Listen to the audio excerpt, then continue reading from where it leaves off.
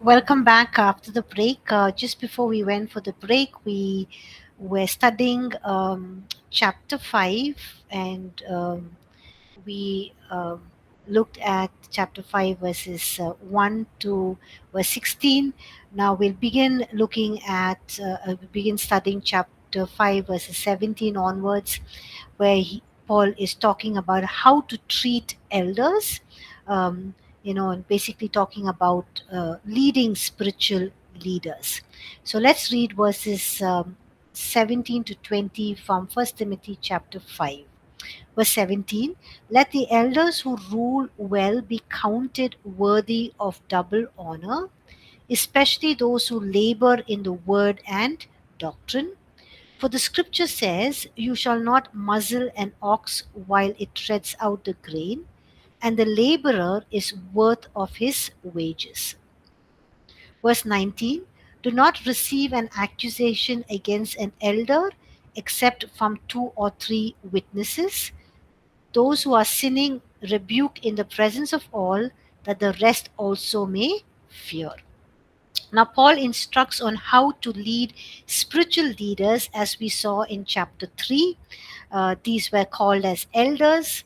The word elder is in the Greek is presbyteros, and in the early church, this term or the terms bishop, elders, and presbyters were used interchangeably and referred to anyone basically providing spiritual leadership.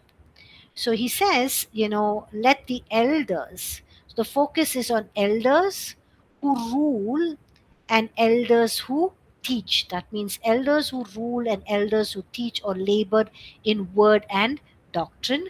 Not necessarily will every elder who rules also be an elder who teaches. Okay, so we need to keep that in mind.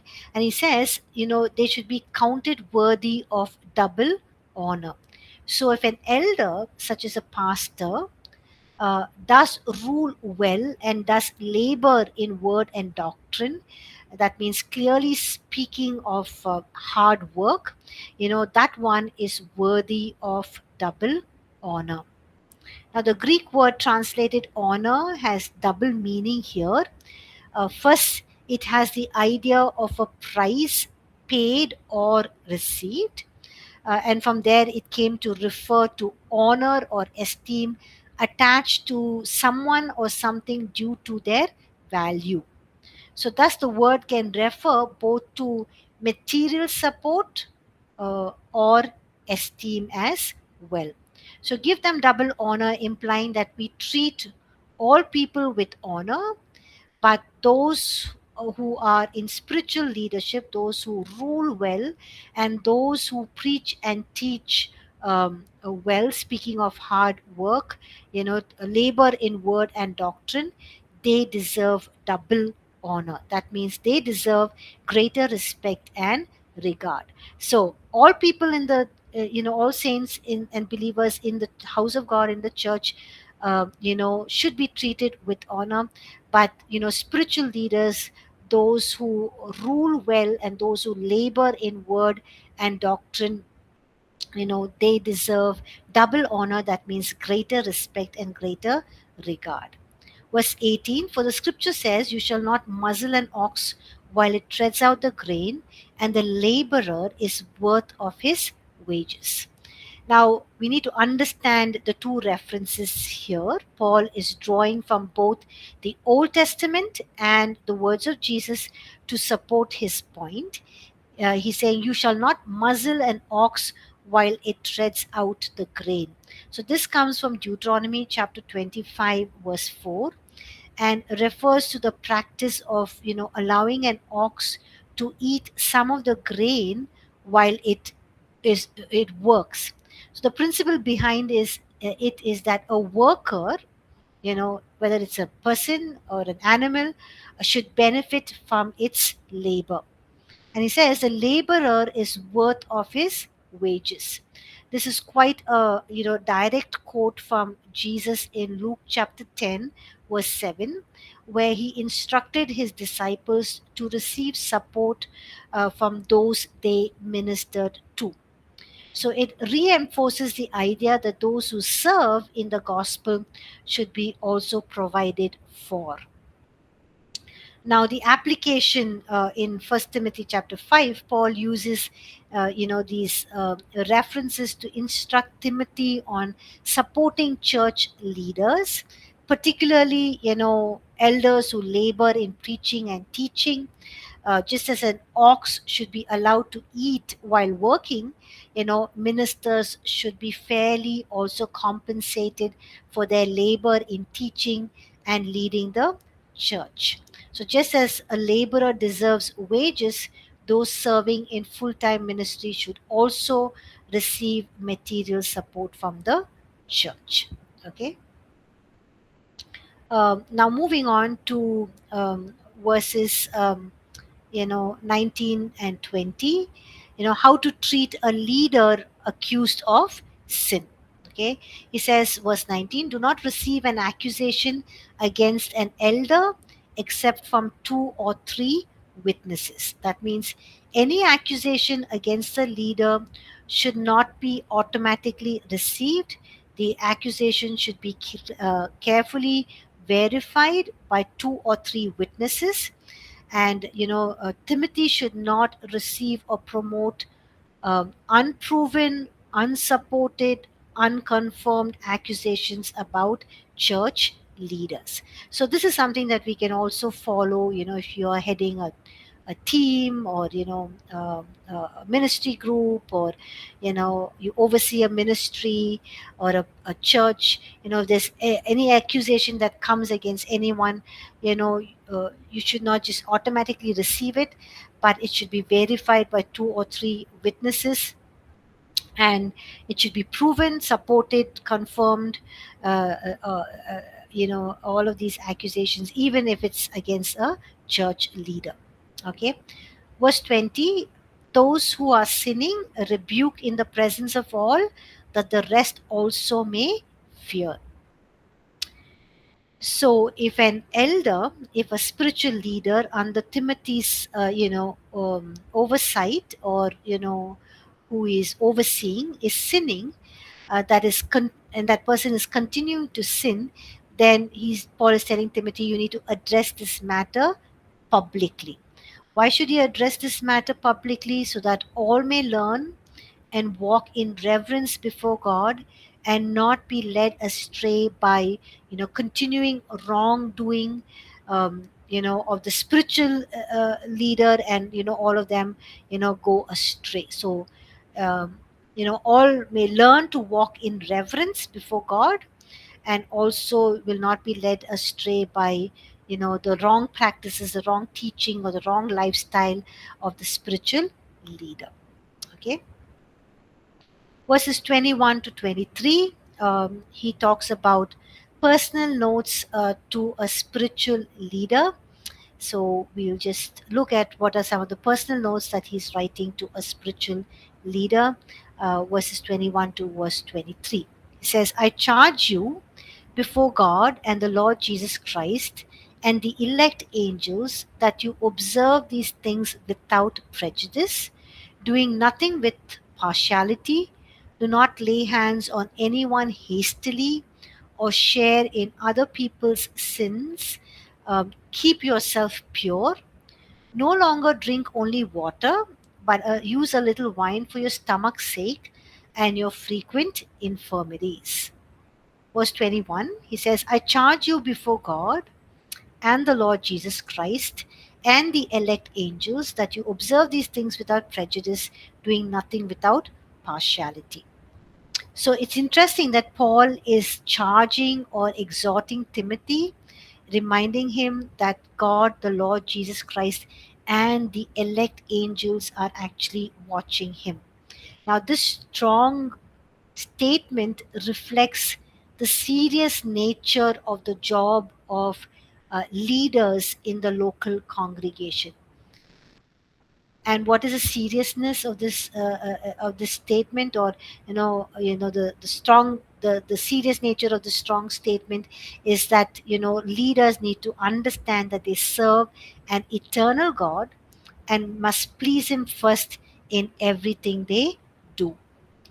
So Paul charges Timothy to do nothing out of prejudice, without prejudging, without giving personal preference, and nothing out of partiality. That means not, without favoritism. So, how was Timothy called to exercise this discipline? The process of discipline must be handled without pre, you know,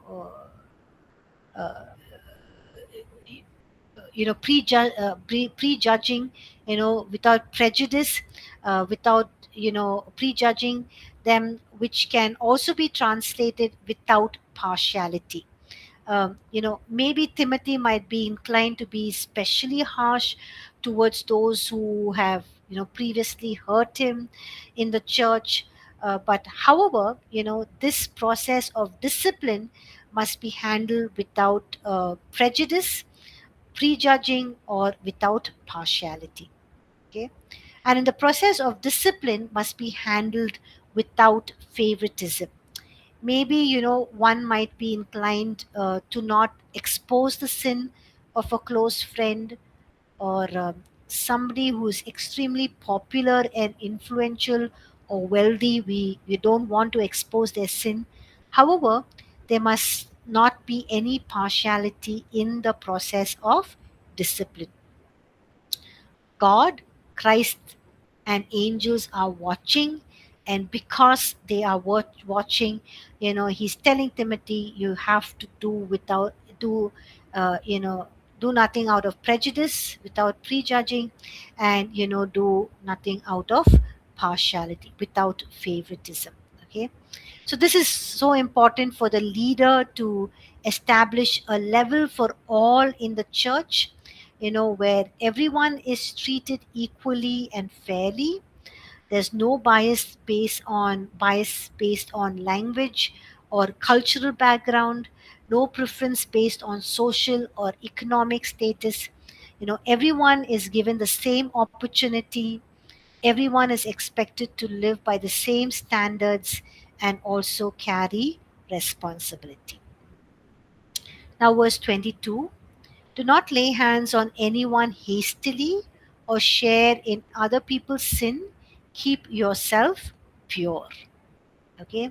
He says, do not lay hands on anyone hastily, meaning do not appoint anyone as a leader in a hurry. Just give me a minute, please.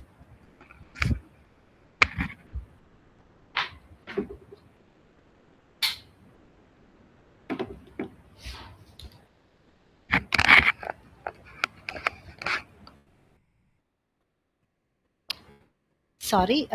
So he says, do not lay hands on anyone hastily, meaning, do not appoint anyone as a leader in a hurry. He says, lay hands, don't be hasty to lay hands on anyone hastily.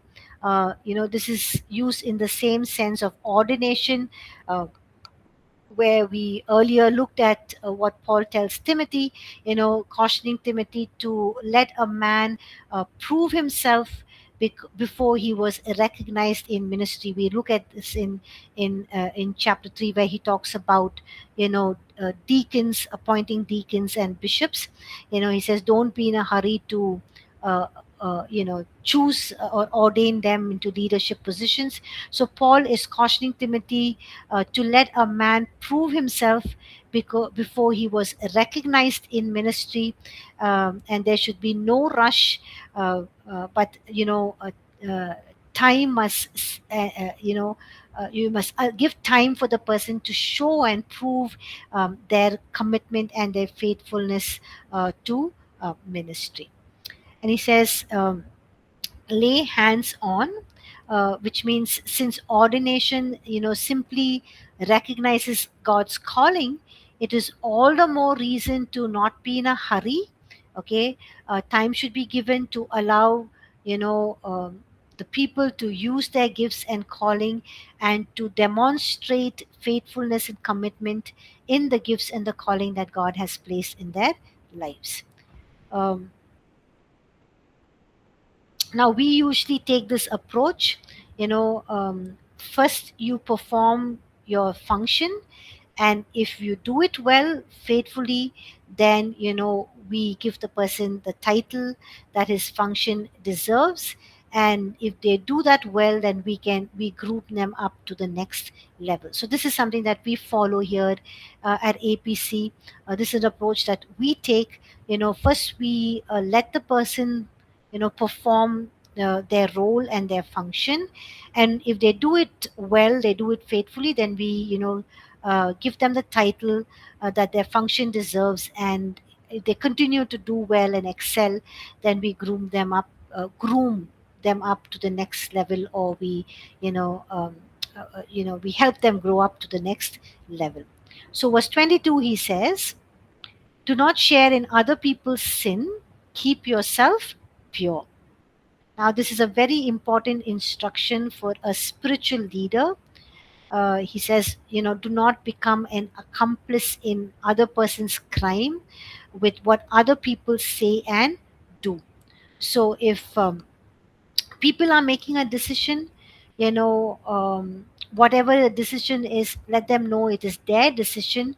Don't include your name on it. So people will come to you as a pastor, as a leader, and they'll ask you for guidance, and you are guiding them, but let them make the decision and let them know it is their decision, and don't include your name on it if it is, you know if it's something that is not what is right, what is godly, what is God honoring you, or God honoring. So how can we share in the sin of others? We can share in the sin of others by setting a bad example before them. We can also share in the sins of others by approving of them or ignoring them. And we can also share in the sins of others by joining a church that spreads dangerous teachings. So he says, keep yourself pure. This connects to an important idea. If Timothy was called to observe and assess the lives of others, he himself, more importantly, has to pay more attention to his own life. So, as an overseer at the churches of Ephesus, when he is in this important position where he's observing and assessing the life of others, it's important that he pays even more attention to his own life. We'll move on. Verse 23, he says, no longer drink only water, but use a little wine for your stomach's sake and your frequent infirmities. So, finally, in the midst of Paul's instructions on elders, he digresses, by telling Timothy to stop drinking only water, but also to use wine because of his frequent illnesses. There are several thoughts about this. People say that Timothy was probably practicing abstinence because of the excessive use of abuse of alcohol, cultural abuse of alcohol. And since water was commonly contaminated in those days, most people mixed it with a little wine to purify it. So Timothy's abstinence was causing him to get sick, and so Paul commanded him to add wine to aid with his stomach. Okay. It also appears that Timothy had an ongoing stomach problem. We do not know how long he had it or how long it lasted, but wine in this case was used for its medicinal value. um, but having said that, and having read this verse, it doesn't mean that in our day, in our time, that we have an excuse to use drink wine if we have stomach issues. We live in a day and time where medical facilities and medicines are uh, advanced so greatly that for we have so many medications just for stomach issues. Okay. um, uh, so in our understanding of this verse, there is no license to indulge in drinking alcohol or even, you know, taking wine. I know it in some cultures they do, but you know, this is not something that we practice or follow here. Okay, we'll move on. So what are the outcomes? Verses 24 to 25, he says some men's sins are clearly evident, preceding them to judgment, but those of some men follow later. Likewise, the good works of some are clearly evident, and those that are otherwise cannot be hidden. So verses 24 to 25 seems to tie back, to the issue of leaders sinning, which we read in verses 19 and 20, and the need for Timothy to keep himself away from becoming a partner in other people's wrongdoing, which we read in verse 22. So in this regard, some people's sin are out in the open, and we can see them, and it can be judged. But some people's sin are only exposed at a later time, but it will be exposed. Similarly, when people do good, for some we can clearly see the good that they're doing, and for others, while the good they are doing are temporarily hidden behind the scenes, they will be rewarded by the Lord. So these words are meant to be a caution to Timothy in his appointing of leaders. So sometimes one sees on the outside isn't really the accurate picture. So we need to take it slow, so we can wait on God for uh, discernment. Okay. So this is chapter 5, very quickly and briefly. So, our key takeaway is honor everyone, older men and women as fathers and mothers, younger men and women as brothers and sisters, and, spiritual leaders should be given double honor and respect. So, the main verse is here is verse 17. Let the elders who rule well be counted worthy of double honor, especially those who labor in word and doctrine. Okay, so that was chapter 5. If you have any questions, if you have any doubts, uh, you know um, uh, you can, keep a note of it when you're listening to this lecture. And if you need any more clarifications on anything that we studied in chapter 5, you can make a note of it while listening to this lecture. And the next class, next Tuesday, when I'm there in person, you can ask your questions and your doubts. Okay, now we'll move on to chapter 6. Before we move on to chapter 6, we'll just briefly look at a few things that we can learn um, from or apply from chapter 5 in our everyday life. Okay, so the few practical applications that we can apply in our own lives from First Timothy chapter 5. The first one, what we read and see in verses 1 to 3, practicing godly relationships within the church. So learn to speak with respect, especially when we're correcting or disagreeing with someone older in the faith. Also avoid harsh words, public humiliation or attacking language, even when someone is wrong. Practice exhortation rather than accusing people. Encourage people forward towards what is right instead of tearing them down.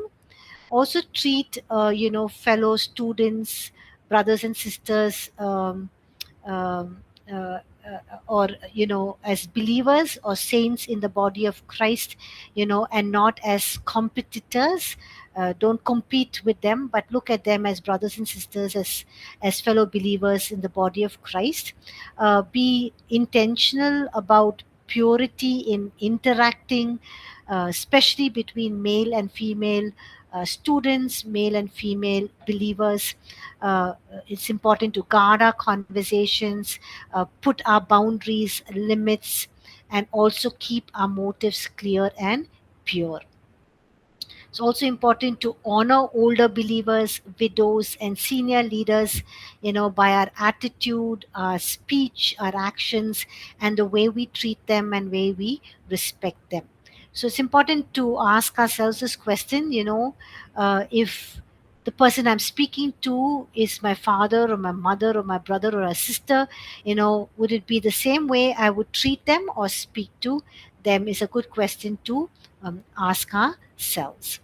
um, the next way we can apply what we learned in chapter 5, verses 4 to 8, is taking responsibility for the family. Um, do not use ministry or, Bible college as an excuse to neglect family responsibilities. It's important to learn to honor our parents, care for them, support them, respect them, and also show our gratitude and our thanks for everything that they have done and been to us. Also, understand that providing for one's household is not unspiritual. It is an expression of true faith. So, when we provide for our family, it's an expression of true faith. Also need to develop a strong work ethic. Ministry does not replace responsibility. Um, Also important to prepare now. Some of you are young, unmarried, for future family responsibilities by learning stewardship, being disciplined, and also faithful in the small things that God has entrusted to you. Um, so need to remember that if we cannot be faithful at home, we will struggle to be faithful in leadership. Also, something else that we can apply in our lives is what we learn from verses 9 to 16, understanding the church's care for the vulnerable. We need to learn discernment in, or have discernment in compassion. Helping people requires wisdom, not just emotion. um, Also avoid enabling anyone to be dependent on you or the church. Truly caring for people is basically strengthening people, is not weakening them to make them dependent on others or the church. Recognize that church resources must be used responsibly and biblically. Also value a life marked by faithfulness, those who are committed, those who are serving faithfully, and doing good works, not just people who are gifted or have the charisma or have the visibility. Also, younger believers should pursue responsibility, should be disciplined, and have purpose in life rather than being idle.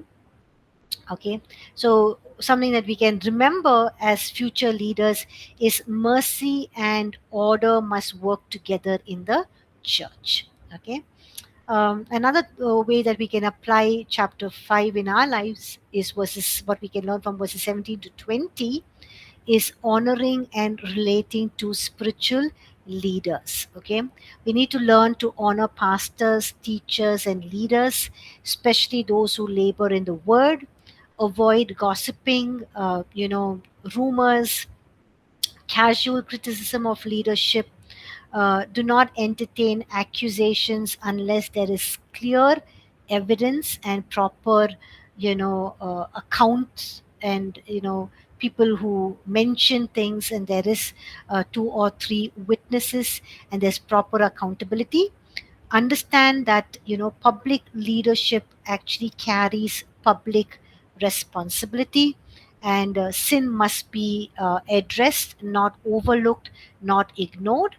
and also support ministry practically, emotionally, and financially, whenever appropriate or whenever you can.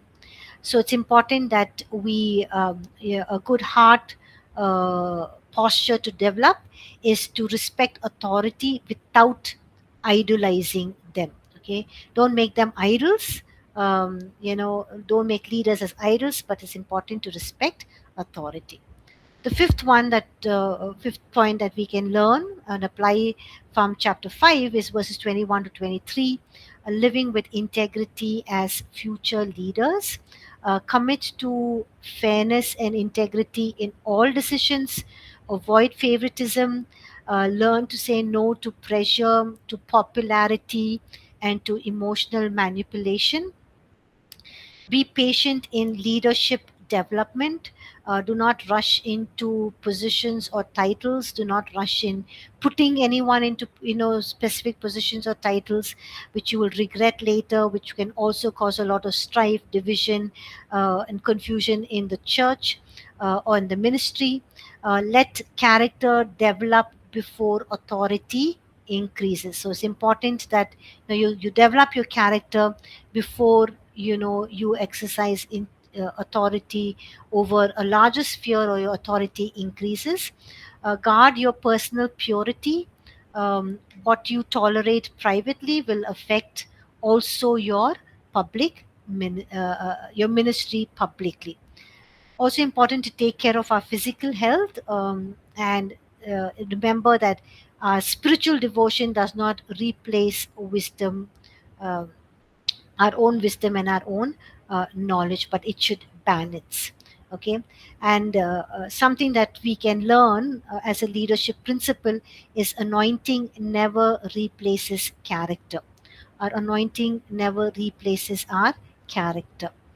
Another thing that we can learn from verses 24 to 25 is learning patience and discernment in ministry.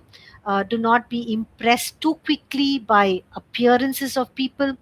Allow time for fruit, both good and bad, to become visible, so you can know, and then you can put that person in place of leadership or give them a title or position. Trust that God reveals his truth in his time, so wait. Avoid rushing judgments and appointments, or coming to conclusions too quickly. Also important to stay faithful in unseen obedience, because God notices what often people overlook. So it's important that we stay faithful and are obedient to God, doing His will, because God notices even what people overlook. Okay. Um, so hidden faithfulness is never wasted, because God honors that. He's a God who rewards us. Okay. So we'll stop here. We'll do chapter 6. You know. Next week. If you have any questions and doubts, just make a note of it, and I will address your questions, your doubts, and your queries in the next class. Thank you all for joining class. Have a blessed day. God bless you all. Thank you.